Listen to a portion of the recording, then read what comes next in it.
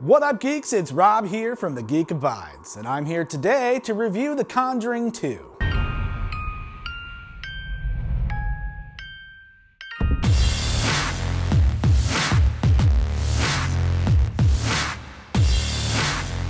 This film is loosely based on the Enfield Poltergeist, which is famous for being one of the most documented hauntings of all time.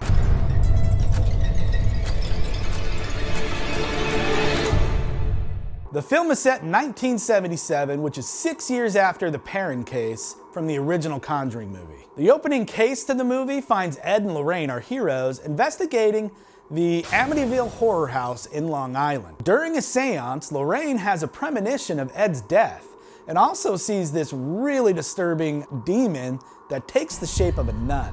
Sensing danger, Lorraine tells Ed, look, we've got to stop doing these investigations.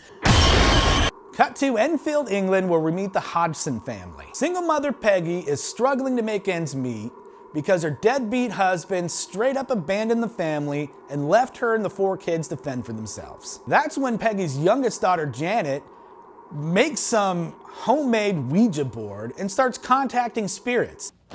Have you two been playing with this? Taking turns scaring the wits out of each other?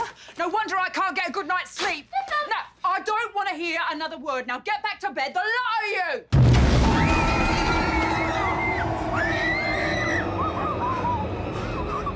When are kids gonna learn not to fuck around with Ouija boards because you will get possessed?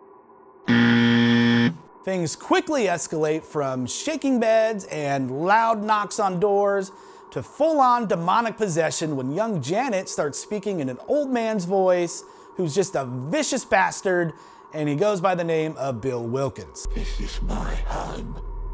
Get out now. The cops come by, they check out the place, they see a chair move across the floor, they're like, holy shit, we can't help you, you better call the church because we don't know what the fuck to do. My name is Bill Wilkins, and I'm 72 years old. Sounds confused. Is he senile? The voice on this tape is coming from an 11-year-old girl. So Ed and Lorraine Warren have no choice but to travel to Enfield, England to help this single mom and her 4 children who are being tormented by this bastard of a ghost who openly admits he loves to torment them.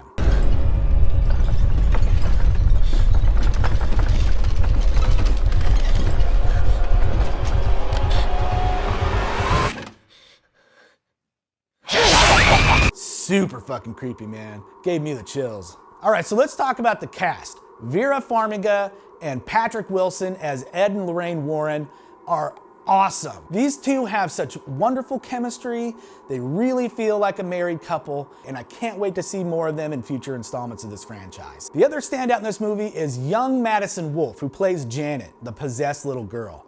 She is so good in this. I haven't been this scared of a young lady since Linda Blair in the original Exorcist. This film was directed by James Wan, and man is it gorgeous. He shot it very well, it's beautiful, the cinematography is amazing. He really knows how to scare the shit out of you. There's many scenes where there's this long, wide shot, and you just expect something to jump out and scare you, and then it doesn't. He sets you up like that through the whole movie, so when the jump scares do happen, you literally shit your pants. If you're gonna go see this, wear your brown pants. All right, what did I like about this? I love that mean old ghost. He was such a son of a bitch. And I also really liked Vera and Patrick's relationship. It's so nice to see a married couple on screen that actually don't fight. They really love each other, and their whole sole purpose of being is just to help each other. That's really cool to see. I also really like that you really cared for the family in this movie. They take the time to get to know each individual member of the family, and so when the shit hits the fan, you really feel bad for them. I also really like the fact that they took time in this movie to focus on the fact that it might be a hoax.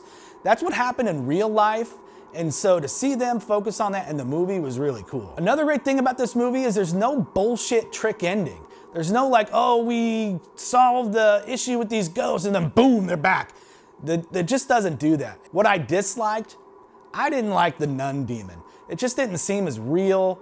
It just seems kind of like monster of the week type shit. and it was probably the weakest part of the story for me. I also didn't like the fact that in this one they used way more CGI. The first one was such a classic, they used CGI sparingly, but in this one, it's just all over the place and it's all up in your face. This movie just didn't seem as real as the first one. There's just too many villains. You've got the nun demon, you've got the old man ghost, and you've got the crooked man, the design's pretty cool, but it just doesn't seem to fit the movie. I just was really confused about their motivations, what they were wanting, what they were trying to accomplish. It was just very confusing. This movie was fantastic. I loved every second of it. It felt like it fell apart for me in the end when they were battling the demons to try to save the family. It went from being like a really awesome ghost movie with all these investigations to just being a flat out monster battle at the end. This movie is definitely worth going to the theater to see. It was really cool to be in that communal viewing experience, and this movie is scary as shit. I don't think it's as good as the first one, and like I said before, it kind of fell apart in the end, but overall, it was a great experience. You're really gonna like this movie. I'm gonna give this movie a 7 out of 10, and I recommend, again, you go see it right away. All right, geeks, that's my review for The Conjuring 2. I hope you like it. Please like, share, and subscribe. Look us up on YouTube, find us on Twitter, and join us on Facebook. And don't forget, whatever you're into, man, the Geek Abides.